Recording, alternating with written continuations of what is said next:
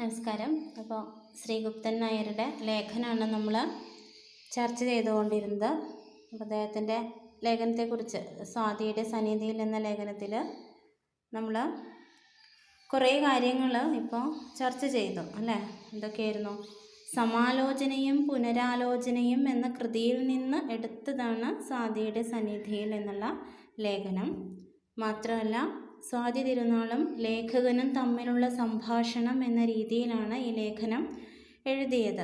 ഒരു ദിവസം സ്വാതി തിരുനാളിൻ്റെ രാജകൊട്ടാര അങ്കണത്തിലൂടെ അല്ലെങ്കിൽ ആ വീഥിയിലൂടെ നടക്കുമ്പോൾ പണ്ട് പ്രൗഢമായിരുന്ന രാജസദസ്സിനെക്കുറിച്ചും അവിടെ ഉണ്ടായിരുന്ന കാര്യങ്ങളെക്കുറിച്ചുമൊക്കെ ചിന്തിക്കുന്ന രീതിയിലും പെട്ടെന്ന് അദ്ദേഹം അവിടെ എത്തിപ്പെടുമ്പോൾ കാണുന്ന കാഴ്ച ആ രാജകൊട്ടാരത്തിൻ്റെ അകത്തളത്തിലെ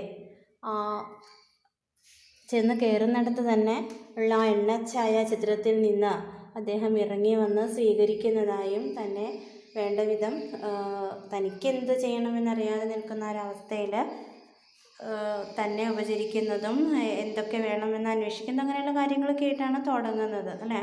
അപ്പോൾ അങ്ങനെയുള്ള ആ ലേഖനത്തിന് കുറച്ചങ്ങ് ചെല്ലുമ്പോൾ നമ്മൾ കാണുന്നുണ്ട് ആ കലാകാരൻ വെറുമൊരു മഹാരാജാവ് മാത്രമല്ല, ധീരനായ ഒരു ദേശാഭിമാനി കൂടിയാണ് എന്നുള്ള ഒരു വാക്യം നമ്മൾ കാണുന്നുണ്ട്. അത് പറയാനിടയായ സാഹചര്യം നമുക്കറിയാം. എന്തായിരുന്നു?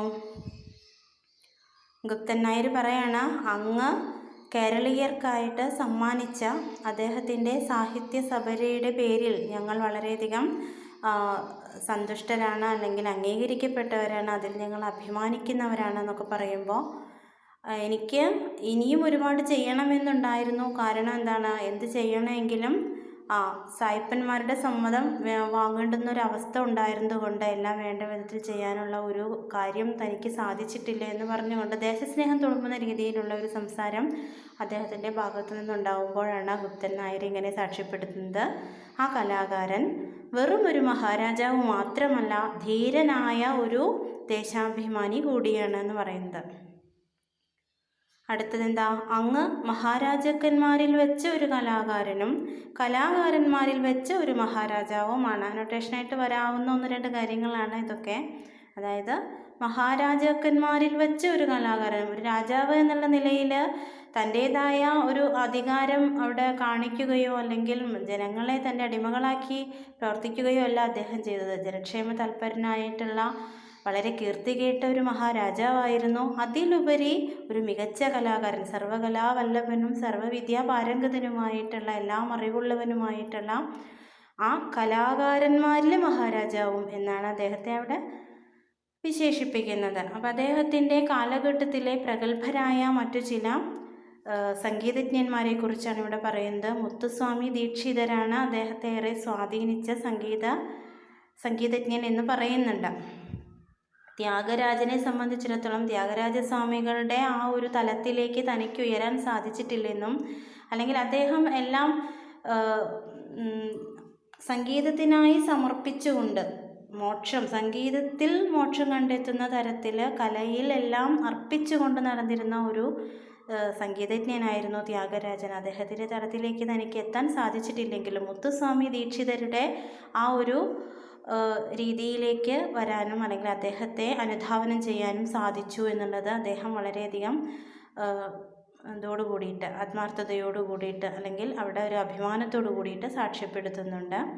പിന്നീട് അദ്ദേഹത്തിൻ്റെ സംഗീത പാരമ്പര്യത്തിന് ഏറ്റവും അധികം പ്രചോദനമായിട്ടുള്ളത് കൊച്ചു കുഞ്ഞായിരിക്കുമ്പോൾ തനിക്ക് വേണ്ടിയിട്ട് ആ ഒരു കേരളക്കര മൊത്തത്തിൽ ആഘോഷിച്ച അല്ലെങ്കിൽ ആസ്വദിച്ച ഇന്നും അനുകരിച്ചു കൊണ്ടിരിക്കുന്ന ആ ഒരു താരാട്ടുപാട്ടിൻ്റെ സൃഷ്ടാവ് ഇരയിമ്മൻ തമ്പിയാണ് തൻ്റെ സംഗീത സഭയ്ക്ക് പ്രചോദനം അല്ലെങ്കിൽ തുടക്കം എന്ന് അദ്ദേഹം അവിടെ അഭിമാനപൂർവ്വം അവിടെ സമർപ്പിക്കുകയാണ്. ഇരയിമ്മൻ തമ്പിക്ക് മുന്നിൽ സമർപ്പിക്കുകയാണ്. നമുക്കറിയാം, ഓമനത്തിങ്കൾ കിടാവോ എന്നുള്ള ആ താരാട്ടുപാട്ട് ഇദ്ദേഹത്തിന് വേണ്ടിയിട്ടാണ് ഇരയിമ്മൻ തമ്പി രചിച്ചിട്ടുള്ളത്. മാത്രമല്ല ഒരുപാട് മികച്ച ആട്ടകഥകളും മറ്റുമൊക്കെ രചിച്ചിട്ടുള്ള അത്രയും പ്രൗഢമായ ഒരു സാഹിത്യ പാരമ്പര്യമുള്ള ഒരു രാജസദസ്സിൽ വളർന്നത് കൊണ്ടായിരിക്കാം താനും ആ രീതിയിലേക്ക് മാറിയത് എന്ന് അദ്ദേഹം അവിടെ ഓർക്കുകയാണ്.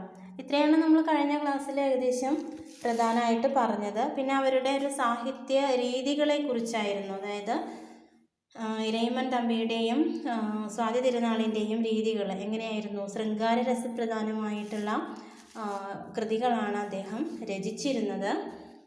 അപ്പോൾ ശൃംഗാരരസമല്ലാതെ മറ്റൊന്നും തന്നെ പദങ്ങൾ എന്ന ഗാനവിഭാഗത്തിൽ കാണുകയില്ല എന്ന് ഈ ഭാഗം ഞാൻ പറഞ്ഞതാണ്, ഒന്നുകൂടി പറയാം. അവ ദേശവാസികൾക്ക് വേണ്ടി നിർമ്മിക്കപ്പെട്ടതാണ്. ദേവദാസികൾ ആടുന്നത് രാസലീലയുടെ സ്മരണാരൂപമായ ആവർത്തനമാണ്. രസരാജനായ ശൃംഗാരത്തിന് സംഗീതത്തിൽ സ്ഥാനമില്ലേ?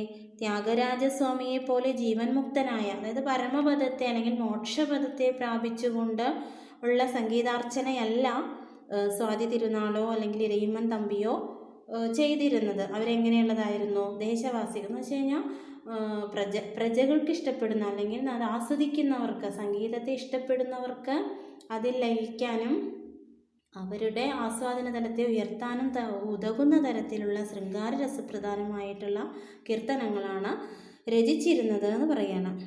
ദേവദാസികൾ പാടിയാൽ മാത്രമേ ആ പദങ്ങൾക്ക് സമ്പൂർണ്ണമായ സാഫല്യമുള്ളൂ. വളരെ മനോഹരമായിട്ട് അവർ പാടുമ്പോഴാണ് അതിന് സാഫല്യമുള്ളൂ. ഇപ്പോൾ ദേവദാസികളുണ്ടോ? ആട്ടത്തിലും പാട്ടിലും മുഴുകി രസിക്കുന്ന ഒരു ലോകവ്യവസ്ഥ തന്നെ ഇന്ന് ബാക്കിയുണ്ടോ? നിങ്ങളുടെ തിരക്ക് പിടിച്ച സമുദായത്തിൽ ഇതിന് വല്ലതിനും സാവകാശമുണ്ടോ? അതായത് സ്വാതി തിരുനാളിൻ്റേതെന്ന രീതിയിലാണ് ഈ ചോദ്യങ്ങൾ ചോദിക്കുന്നത്. നമ്മുടെ ഈ ഒന്നിനും നേരെയില്ലാത്ത ഒരു കാലത്തെക്കുറിച്ചിട്ട്, ആ ഒരു അവസ്ഥയെക്കുറിച്ചിട്ട് ഒക്കെയാണ് അദ്ദേഹം അവിടെ സൂചിപ്പിക്കുന്നത്. നിങ്ങൾക്ക് റേഡിയോ പാട്ടും സിനിമാ നൃത്തവും മതിയല്ലോ. ഈ മധുരപരിഹാസത്തിന് ഒരു മറുപടി ഇല്ലാതെ ഞാൻ കുഴങ്ങി. ഗുപ്തൻ നായർ ശരിക്കും വെട്ടിലായി. കാരണം ഇത്തരത്തിലൊരു ചോദ്യം അദ്ദേഹം ചോദിക്കുമെന്ന് പ്രതീക്ഷിച്ചില്ല. നമ്മളുടെ ആ ഒരു ഇല്ലായ്മയെ, ദാരിദ്ര്യത്തെ, ആസ്വാദന ദാരിദ്ര്യത്തെയാണ് അദ്ദേഹം അവിടെ ചോദ്യം ചെയ്തത്. ആട്ടത്തിലും നടനത്തിലും രസമില്ലാത്ത രണ്ടുപേര് അന്നും ഉണ്ടായിരുന്നു. ആരൊക്കെയാണത്? മേരുസ്വാമിയും ഗോവിന്ദ മാരാരും. ഞാൻ പറഞ്ഞു ഗോവിന്ദമാരാർ, അദ്ദേഹത്തെ മറന്നു കിടക്കുകയായിരുന്നു ഗുപ്തൻ നായർ. ഗോവിന്ദമാരാർ എന്ന് അദ്ദേഹം അവിടെ ഓർമ്മിക്കണം. ആ മഹാനായ ഗായകനിൽ നിന്ന് ഞങ്ങൾക്ക് പ്രശസ്തിയുടെ ഒരു അവ്യക്ത കഥയല്ലാതെ ഒന്നും കിട്ടിയിട്ടില്ലല്ലോ.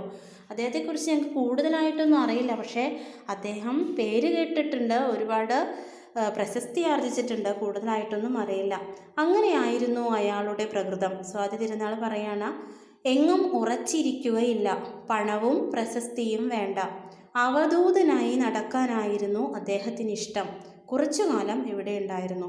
അപ്പോൾ ഈ ഗോവിന്ദമാരാരുടെ പ്രകൃതത്തെക്കുറിച്ച് പറയാണ്, കേളികേട്ട ഒരു സംഗീതജ്ഞനാണ്, പക്ഷെ അദ്ദേഹത്തെക്കുറിച്ച് കൂടുതലായൊന്നും തനിക്കറിയില്ല എന്ന് ഗുപ്തൻ നായർ ഇവിടെ പരാമർശിക്കുമ്പോൾ അദ്ദേഹം അങ്ങനെയായിരുന്നു. ഒരു സ്ഥലത്തായിട്ട് അദ്ദേഹം അങ്ങനെ നിൽക്കില്ല, എപ്പോഴും ഇങ്ങനെ അവധൂതനായിട്ട് മറ്റുള്ളവരാലൊന്നും അറിയപ്പെടാതെ ഒറ്റപ്പെട്ട് നടക്കാനായിരുന്നു അദ്ദേഹത്തിന് ഇഷ്ടം.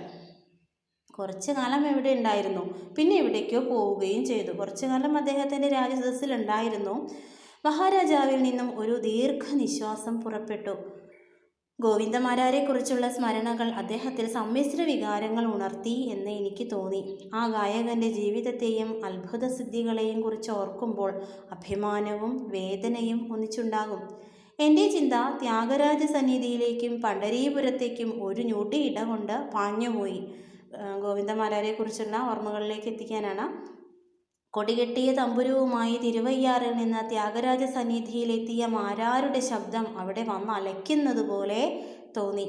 ചന്ദനചർച്ചിത എന്ന അഷ്ടപതി വിളംബിത കാലത്തിൽ പാടിത്തുടങ്ങുന്നതും മെല്ലെ മുറുകി മുറുകി അതിദ്രുതകാലം വരെ സഞ്ചരിച്ച് ഒരു അത്ഭുതമായിക ലോകം സൃഷ്ടിച്ചതും അത് കേട്ട് ഹർഷപുളകിതനായ ത്യാഗരാജൻ എന്തരോ മഹാനുഭാവലോ എന്ന ശ്രീരാമകീർത്തനം പാടി അദ്ദേഹത്തെ അഭിനന്ദിച്ചതും എല്ലാം ഒരു നിമിഷം കൊണ്ട് എൻ്റെ മനസ്സിലൂടെ കടന്നുപോയി. നോക്കാം, ആ ഒരു സംഗീത കാലഘട്ടത്തിൻ്റെ ആ ഒരു ഒരിക്കലും മരിക്കാത്ത ഓർമ്മകളിലേക്ക് ഒരു നിമിഷം കൊണ്ട് ഗുപ്തൻ നായർ പോലും പറന്നെത്തി. അപ്പോൾ നമ്മുടെ സ്വാതി തിരുനാൾ അവിടെ ദീർഘനിശ്വാസത്തോടു കൂടി നിശബ്ദനായ രംഗത്തെക്കുറിച്ച്, അതായത് ആ ഒരു സാഹചര്യത്തെ നേരിൽ അനുഭവിച്ച അദ്ദേഹത്തിൻ്റെ ആ ഒരു അവസ്ഥ എന്തായിരിക്കും?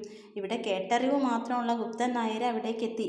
ത്യാഗരാജസ്വാമികളുടെ സന്നിധിയിലെത്തിയിട്ട് ചന്ദനചർച്ചിത എന്ന് തുടങ്ങുന്ന അഷ്ടപതി കേട്ടിട്ടുണ്ടോ നിങ്ങൾ?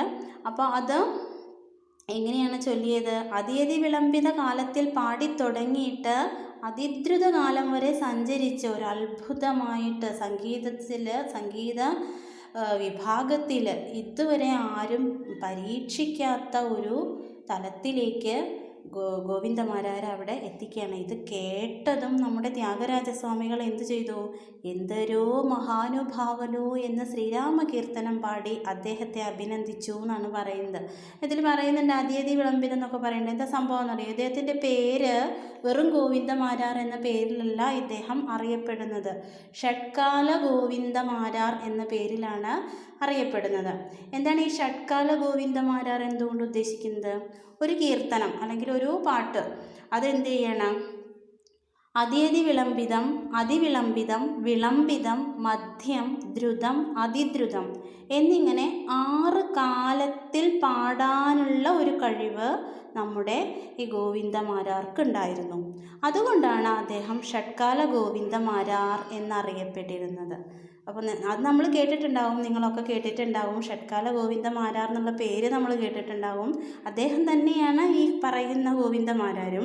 അദ്ദേഹത്തിൻ്റെ പ്രത്യേകത എന്ന് പറയുന്നത് ഇതാണ്: ഒരു കീർത്തനം അദ്യതി വിളംബിതം, അതിവിളംബിതം, വിളംബിതം, മധ്യം, ദ്രുതം, അതിദ്രുതം എന്നിങ്ങനെ 6 കാലങ്ങളിലായിട്ട് പാടാനുള്ള കഴിവ്, ഒരു പാട്ട് തന്നെ പാടാനുള്ളൊരു കഴിവ് അദ്ദേഹത്തിനുണ്ടായിരുന്നു. അതുകൊണ്ടാണ് അദ്ദേഹം ഷഡ്കാല ഗോവിന്ദമാരാർ എന്ന പേരിൽ അറിയപ്പെട്ടത്. ബാക്കി നോക്കാം. അപ്പോൾ ഈ ഒരു ചന്ദനചർച്ചിത എന്ന അഷ്ടപതി ഇങ്ങനെ 6 കാലങ്ങളിലായിട്ട് പാടി മുഴുമിപ്പിച്ചപ്പോൾ അത്ഭുതാതിരേകം കൊണ്ട് നമ്മുടെ ത്യാഗരാജസ്വാമികൾ അവിടെ നിന്ന് എണീറ്റ് വന്ന് അദ്ദേഹത്തെ പ്രകീർത്തിക്കുന്ന കീർത്തനമാണ് എന്തരോ മഹാനുഭാവലോ എന്നുള്ള ആ ഒരു കീർത്തനം. നിങ്ങൾ ഈ നവരാത്രി കാലങ്ങളിൽ എപ്പോഴും കേൾക്കുന്ന ഒരു കീർത്തനമാണത് അല്ലേ? അപ്പോൾ ആ ഒരു പാട്ട് അദ്ദേഹത്തിനെ പുകഴ്ത്തിക്കൊണ്ട് പാടി എന്നാണ് പറയുന്നത്. കൂടുതൽ പ്രശംസ നേടാൻ വേണ്ടി ആ കേരളീയ ഗായകൻ അവിടെ ചടഞ്ഞുകൂടിയില്ല. അതായത് നമ്മൾ സാധാരണ എങ്ങനെയാണ്, എവിടെ നിന്നാണോ നമുക്ക് കൂടുതൽ അഭിനന്ദനങ്ങളും അല്ലെങ്കിൽ നമ്മളെ പുകഴ്ത്താനും ആളുകൾ വെച്ചാൽ നമ്മൾ അവിടെ തന്നെ ഒന്നുകൂടി പേരെടുത്ത് അല്ലെങ്കിൽ ഗാംഭീര്യം കാണിച്ചുകൊണ്ട് അവിടെ ഒതുങ്ങിക്കൂടാൻ ശ്രമിക്കും. പക്ഷേ ഇദ്ദേഹം അങ്ങനെ ആയിരുന്നില്ല. കേരളത്തിൽ മാത്രമായിട്ട് ഒതുങ്ങിക്കൂടിയില്ല. അദ്ദേഹം എവിടേക്കൊക്കെ ആയിട്ട് അങ്ങനെ അവധൂതനായിട്ട്, നേരത്തെ പറഞ്ഞ പോലെ തന്നെ അറിയാത്തവരുടെ ഇടയിലേക്ക് ഒരു അപരിചിതനെ പോലെ എന്നാൽ അറിയുന്ന ആളെ പോലെ നടക്കാൻ അദ്ദേഹം ഇഷ്ടപ്പെട്ടു. അദ്ദേഹം തൻ്റെ കൊടികെട്ടിയ തമ്പുരുവുമായി പിന്നെയും നടന്നുകൊണ്ട് ആ ഒരു പ്രയോഗം കൊണ്ട് ഉദ്ദേശിക്കുന്നത് തൻ്റെ ആ മറ്റൊരാളോട് തുലനം ചെയ്യാനാവാത്ത ആ സംഗീതവാസനയുമായിട്ട് അല്ലെങ്കിൽ ആ സംഗീതത്തിൻ്റെ കഴിവുമായിട്ട് ആ സർഗപ്രതിഭയുമായിട്ട് അവധൂതനെ പോലെ നടന്നു. എൻ്റെ മനസ്സ് ആ അവധൂതൻ്റെ പുറകെ ഒട്ടുദൂരം സഞ്ചരിച്ചു. പെട്ടെന്ന് ഒരു പുതിയ ലോകത്തിലേക്ക് എന്നെ ആരോ തള്ളിവിട്ടതുപോലെ തോന്നി. സമയം സന്ധ്യയായി. തെരുവുകളിലെ ഗൃഹങ്ങളിലെല്ലാം റേഡിയോ മുഴങ്ങുന്നുണ്ട്. പക്ഷേ ആരും ഇരുന്നു കേൾക്കുന്നു എന്നു തോന്നിയില്ല. എല്ലാവരും പായുകയാണ്. മലർച്ചിതറും അകത്തളങ്ങളും അതിമൃദു പദന്യാസത്തോടെ നൃത്തം ചവിട്ടുന്ന ദേവദാസികളും എല്ലാം മറ്റേതോ ലോകത്തിലാണ്. എല്ലാം അങ്ങകലെ ഭൂതകാല വിഹായസിൻ്റെ വിദൂര മേഖലകളിൽ. അപ്പോൾ ഇത്രയും സമയം അദ്ദേഹം ശരിക്ക് സ്വാതി തിരുനാളിൻ്റെ മുന്നിൽ അല്ലെങ്കിൽ ആ രാജകൊട്ടാരത്തിൽ ആ രാജസഭാ അങ്കണത്തിൽ ഇരിക്കുന്ന പോലുള്ള ഒരു അനുഭവത്തിൽ നിന്ന് അല്ലെങ്കിൽ അവിടെ നിന്ന് പെട്ടെന്ന് പുറം ലോകവുമായിട്ട് അദ്ദേഹം താതാത്മ്യം പ്രാപിക്കുകയാണ്. അപ്പോൾ ഞാൻ നഗരമധ്യത്തിലാണ്. ചീറിപ്പായുന്ന വാഹനങ്ങളുടെ നടുവിലാണ്. സംഗീതത്തിൻ്റെ നാദവും ലയവുമില്ല. ശകടാസുരന്മാരുടെ അലർച്ചയും അട്ടഹാസവും ചേക്കേറാൻ തിരക്ക് കൂട്ടുന്ന ജനസഹസ്രങ്ങളുടെ പരക്കം പാച്ചിലും മാത്രം. വർത്തമാനകാലത്തിലേക്ക് തിരിച്ചെത്താണ് നമ്മുടെ കുപ്തൻ നായർ. ഇപ്പോൾ ഞാൻ എവിടെയാണ്? നഗരമധ്യത്തിലാണ്. ചീറിപ്പായുന്ന വാഹനങ്ങളുടെ നടുവിൽ. സംഗീതത്തിൻ്റെ നാദമോ ലയമോ ഒരു സന്തോഷം തരുന്ന ഒരു പ്രകൃതിയും നമുക്ക് കാണാൻ സാധിക്കുന്നില്ല. ശകടാസുരന്മാർ എന്ന് വെച്ച് കഴിഞ്ഞാൽ വണ്ടികളുടെ അലർച്ചയും അട്ടഹാസവും ഓണടിയും ഒക്കെ ആയിട്ട് ചേക്കേറാൻ തിരക്ക് കൂട്ടുന്ന, ഓരോരുത്തരും അവരവരുടെ ഇടങ്ങളിലേക്ക് എത്തിപ്പെടാൻ തിരക്ക് കൂട്ടുന്ന ആയിരക്കണക്കിന് ആളുകളുടെ ഇടയിലൂടെ പരക്കം പാച്ചിലുകളും മാത്രമാണ് അദ്ദേഹത്തിന് കാണാൻ സാധിക്കുന്നത്. ഇത്രയേ ഉള്ളൂ ലേഖനം. അപ്പോൾ ലേഖനത്തെക്കുറിച്ച് നമുക്ക് കാര്യമായിട്ട് പ്രധാനമായിട്ടുള്ള അല്ലെങ്കിൽ പ്രസക്തമായിട്ടുള്ള ഭാഗങ്ങൾ ഞാൻ ഊന്നി പറഞ്ഞിട്ടുണ്ട്. ഇനി നമുക്ക് സ്വാതി തിരുനാളിനെ കുറിച്ച് ചില കാര്യങ്ങൾ ഒന്ന് പറഞ്ഞു നിർത്താം. 1813 1846 കാലഘട്ടത്തിലാണ് സ്വാതി തിരുനാൾ രാമവർമ്മ ജീവിച്ചിരുന്നത്. 19-ാം നൂറ്റാണ്ടിൽ തിരുവിതാംകൂർ ഭരിച്ച രാജാവാണ് ഇദ്ദേഹം. 19-ാം നൂറ്റാണ്ടിൽ ചോതി നക്ഷത്രത്തിലാണ് ജനിച്ചത്. അതുകൊണ്ടാണ് സ്വാതി തിരുനാൾ എന്നുള്ള പേരിൽ അദ്ദേഹം അറിയപ്പെട്ടത്. പൊതുവെ ആ രാജപരമ്പരയിൽ എല്ലാവരും ജനിച്ച നാളുമായിട്ട് ആയില്യം തിരുനാൾ, ഉത്രം തിരുനാൾ അങ്ങനെയൊക്കെയാണ് അറിയപ്പെട്ടിരുന്നത്. ഇദ്ദേഹം ശരിക്കുള്ള പേര് രാമവർമ്മ എന്നാണ്, പക്ഷെ അറിയപ്പെട്ടിരുന്നത് സ്വാതി തിരുനാൾ. ചോതി നക്ഷത്രത്തിൽ ജനിച്ചതുകൊണ്ട് സ്വാതി തിരുനാൾ രാമവർമ്മ എന്ന് അറിയപ്പെട്ടു. ഇദ്ദേഹത്തിൻ്റെ ഭരണകാര്യങ്ങളെക്കുറിച്ച് പറയുകയാണെങ്കിൽ പ്രാകൃതമായിട്ടുള്ള ശിക്ഷാ സമ്പ്രദായങ്ങൾ നിർത്തലാക്കാൻ വേണ്ടി അദ്ദേഹം വളരെയധികം യത്നിച്ചിട്ടുണ്ട്. മാത്രമല്ല തിരുവിതാംകൂർ സൈന്യത്തെ പ്രബലമാക്കുകയും അതിന് നായർ പട്ടാളം എന്ന പേര് നൽകുകയും ചെയ്തത് സ്വാതി തിരുനാളാണ്. ഒരു മൃഗശാലയ്ക്ക് തുടക്കമിട്ടു. വാനനിരീക്ഷണ കേന്ദ്രം, തിരുവനന്തപുരം യൂണിവേഴ്സിറ്റി കോളേജ്, ആദ്യ സർക്കാർ അച്ചടിശാല, കോടതി, പിന്നെ അത്തരത്തിലുള്ള ഇവയ്ക്കൊക്കെ ഇദ്ദേഹത്തിൻ്റെ ഭരണപരിഷ്കാരങ്ങളിൽ പെടുന്നു. ആദ്യ സർക്കാർ അച്ചടിശാല, കോടതി ഇങ്ങനെയുള്ള കാര്യങ്ങളൊക്കെ. മാത്രമല്ല ആദ്യമായിട്ട് കാനേഷുമാരി കണക്കെടുപ്പ് നടത്തിയത് നമ്മുടെ സ്വാതി തിരുനാൾ മഹാരാജാവാണ്. കേരള സംഗീതത്തിൻ്റെ ചക്രവർത്തി എന്നുള്ള പേരിലാണ് അദ്ദേഹം സ്വാതി തിരുനാൾ അറിയപ്പെടുന്നത്. ബഹുഭാഷാ പണ്ഡിതനാണ്, സകല കലാ വല്ലഭനാണ്. പിന്നെ ഈ ഇരയിമ്മൻ തമ്പി, കിളിമാനൂർ, കോയിത്തമ്പുരാൻ തുടങ്ങിയവരൊക്കെ അവരുടെ ഈ വക കവിരത്നങ്ങളൊക്കെ അദ്ദേഹത്തിൻ്റെ രാജദൂസിനെ അലങ്കരിച്ചിരുന്നു. ഷഡ്കല ഗോവിന്ദമാരാർ, വടിവേലു, ചിന്നയ്യ, പൊന്നയ്യ എന്നീ നട്ടുവന്മാർ ഇവരൊക്കെ അദ്ദേഹത്തിൻ്റെ കാലഘട്ടത്തിൽ അദ്ദേഹത്തിൻ്റെ രാജസഭയിലെ അംഗങ്ങളായിരുന്നു. പത്മനാഭസ്വാമി ക്ഷേത്രത്തിൻ്റെ തെക്ക് കിഴക്ക് ഭാഗത്തായി സ്വാതി തിരുനാൾ രാമവർമ്മ പണിതീർത്ത കൊട്ടാരമാണ് ഇന്ന് കുതിരമാളിക എന്ന പേരിൽ അറിയപ്പെടുന്നത്. ഇത്രയും കാര്യങ്ങളൊക്കെയുള്ളൂ. സ്വാതി തിരുനാളിനെ കുറിച്ച് കൂടുതൽ നിങ്ങൾക്ക് സ്വയം അന്വേഷിച്ചറിയാവുന്നതേ ഉള്ളൂ. അപ്പോൾ ഈ പാഠഭാഗം ഞാനിവിടെ അവസാനിപ്പിക്കുകയാണ്. ഈ ലേഖനം കഴിഞ്ഞു. അപ്പോൾ നമ്മൾ 1-2-3 ലേഖനങ്ങളൊക്കെ കഴിഞ്ഞു. ഇനി അടുത്ത ക്ലാസ്സിൽ നമുക്കൊരു കഥ തുടങ്ങാം. അപ്പോൾ അടുത്ത ക്ലാസ്സിൽ കാണാം.